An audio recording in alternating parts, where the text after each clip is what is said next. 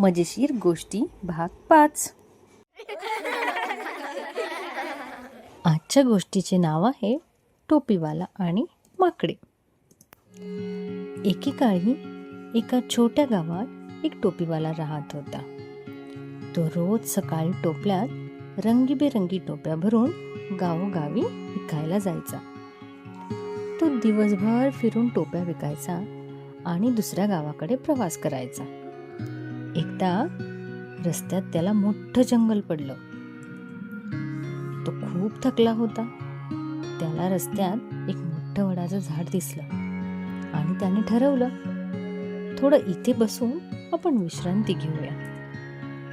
त्याने टोपली खाली ठेवली, डोक्यावरची टोपी काढली आणि थोड्याच वेळात तो शांत झोपून गेला. त्या झाडावर अनेक खोडकर माकडे राहत होती. टोपीवाला झोपताच एक माकड हळूच खाली उतरले आणि त्याने टोपली उघडली. सगळ्या माकडांनी टोप्या घातल्या आणि झाडाच्या फांद्यावर उड्या मारत एकमेकांकडे टोप्या फेकत खेळायला सुरुवात केली. आवाज ऐकून टोपीवाला जागा झाला आणि त्याने पाहिलं तर काय, सगळ्या टोप्या गायब. ती माकडेच रंगीबेरंगी टोप्या घालून झाडावर बाहून बसली होती. हे पाहून माकडानेही डोकं खाजवायला सुरुवात केली. टोपीवाल्याला थोडा राग आला. मग त्याने डोक्यावर हात मारला आणि माकडांनीही अगदी तसंच केलं. त्याला समजलं की माकडे त्याचं अनुकरण करत आहे. शहाणपणाने विचार करून त्याने पटकन डोक्यावरची टोपी काढली. आता टोपीवाल्याने आपली टोपी जमिनीवर फेकली.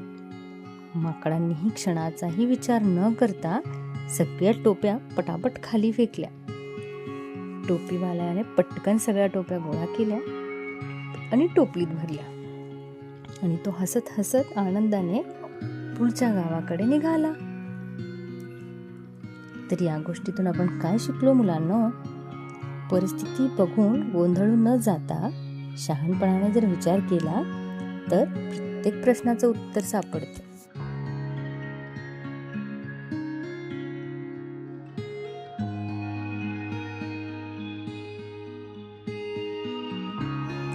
अशाच मजेशीर गोष्टी ऐकण्यासाठी टायनी ट्यून